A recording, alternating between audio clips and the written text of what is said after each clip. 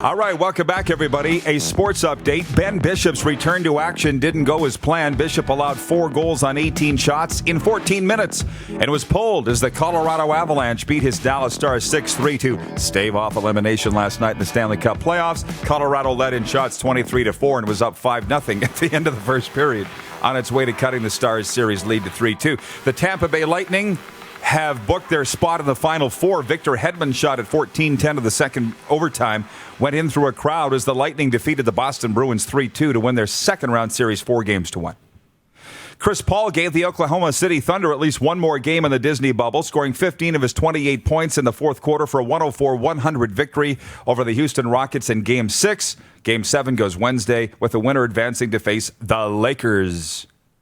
Pelicans forward Brandon Ingram has been named the NBA's most improved player in a season that saw him bounce back from a life-altering blood clot and a trade from the team that drafted him second overall in 2016. He joined New Orleans as part of a blockbuster trade that sent Anthony Davis to the Lakers. Jose Iglesias and Brian Holiday had RBI doubles in the 11th inning for Baltimore, and the Orioles salvaged a 4-3 win against the Blue Jays in Buffalo.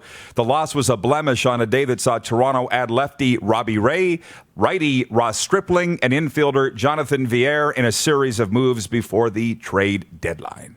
The sports update for Ballers Rec Room, Saskatchewan's newest entertainment destination.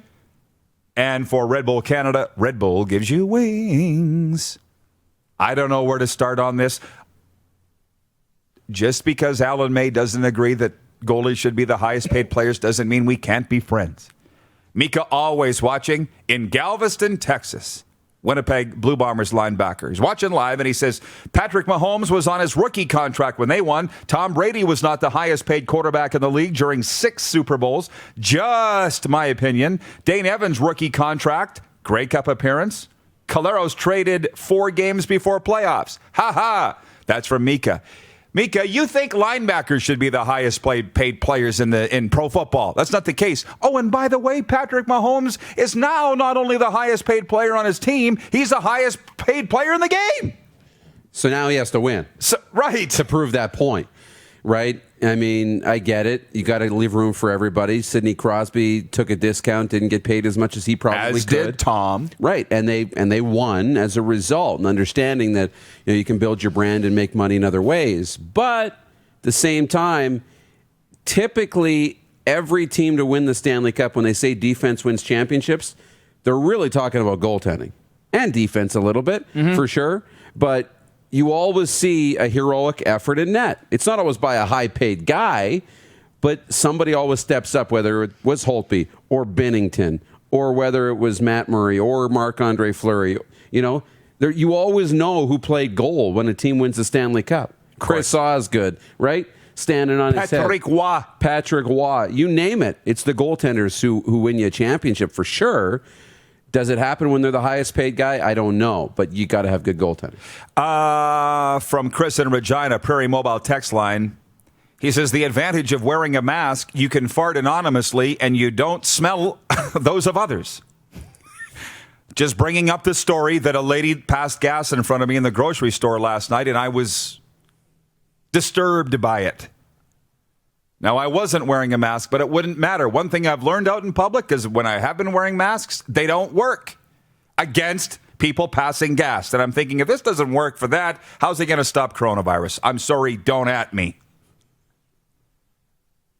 And what makes you think that you go to the grocery store and you're wearing a mask, but you can rip one 5 feet from me, 6, and we're all okay? Or that I'm okay with it, because I'm not. You might get pink eye, but you won't get coronavirus. Exactly. What are we doing here? I'm right at the end of my rope in terms of trading one life for another. I got to be honest with you. Regarding that CFL talk, Kelly says, what's the number one way? Kelly Bale writes in, what's the number one way to get into the hearts and minds of Canada's youth? My son is 10. The CFL is not reaching out to him despite his family and friends' fandom. Talk to Canuck Play. That's the Canadian video game maker of Doug Flutie's Maximum Football. The discussion is not how the CFL should reinvent itself necessarily. That's on the marketing end. I'm talking from the football end. And you tell me, Clark, when we get a break and come back for viewer takeover. But Alan May had so many great points in his interview there. He said there's too many coaches in the NHL. I couldn't agree more. And it's a fraction of what's in pro football. And I just remember a friend of mine with the Winnipeg Jets. I was in Winnipeg. I was holding a sports conference there. And we went for breakfast. He works for the Jets. And he goes, you wouldn't believe Mark Scheifele, man. He's got a shooting coach, a mental coach, a nutrition coach. He talks to them all every day. And I said, yeah, and he's also got a head coach, Paul Maurice. I said, like, that's a lot of voices in your head. Right. And I said, what's Paul Maurice think about these coaches? And he goes, he's having a career year. Like these individual coaches, they do work. I think the shooting coach, which, by the way, was Adam Oates, would tell you he was really helping Mark Scheifele.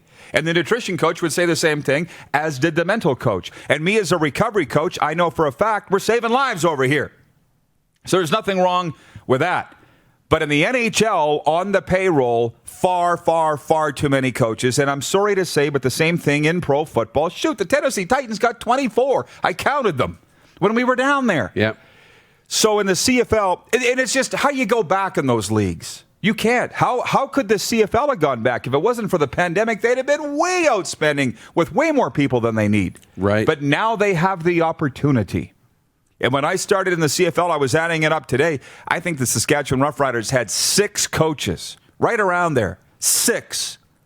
Well, now they're down to 9, and they think that's not enough. But I guess the point is they were getting it done with 6. And frankly, in 1999, when I did start with the team, their whole staff would fit on one page of the media guide, which, by the way, they don't even do a media guide anymore, and that's probably my biggest pet peeve. But now's your chance to scale it all down, because if you don't do it now, when are you going to? So the video game and all the other stuff is a lot of fun to talk about, and the marketing and the fan base and blah, blah, blah. I'm talking about the real nuts and bolts of what makes the money, costs you the money. Now's the time. And I really wonder if they realize that or not. Because for the teams to be reaching out for large loans from their corporate partners, not to mention the government, it's to hang on to the old way. And that's not going to fly. Now's your chance. Who needs to make these decisions, by the way? Because if the owners and presidents and governors don't want to change, who is going to make this call? Please tell me you have an answer, because I don't. Yeah, somebody has to make the call to protect them from themselves. Yes. Yeah. Thank you. Somebody has to. And do we know who that is? Some teams will be able to survive, and other teams will need it to stay competitive, but they won't have the finances to make it work. So that's why we have caps and things in place. From our viewers, Gary in Winnipeg says, outstanding CFL Sim Labor Day schedule. Winnipeg, Saskatchewan, and then a doubleheader game. That's our poll question today. We're doing Riders-Bombers. So, Mika, you're going to want to watch that game on Monday. CFL Sim, computer-generated game. We're asking our viewers on the poll question today for Capital Auto Mall, Universal Collision Center, what's the other game we should do that is on the Week 13 CFL sked? Argos at Ticats, always a honey, and that's the one that I voted for at the Coffee Cup. Calgary-Edmonton, in McMahon, it's actually leading with 75%. So you Ontario viewers, go to @Rod Pedersen Show and vote now on Twitter and Facebook. And then BC at Ottawa, which that's not even a rivalry game. They're friends. They're always the cousin that you don't talk about. Right. So again, that's the vote. You got 24 hours to get into it. We'll continue this when we come back. JR and Cranbrook's got comments. CFL needs to go into bankruptcy and start over fresh. Yes, but tell them that. They get very upset. They don't want to hear it. Viewer takeover is coming up next. We'll talk about Dark Horse and more. It's the RP Show on a Tuesday. Canada's daytime sports talk show continues after this on Game Plus TV Network, Facebook Live, and listen live at rodpeterson.com. You're watching Rod Pedersen On Demand. For more of The Rod Pedersen Show, visit rodpeterson.com or follow Rod Pedersen on social media.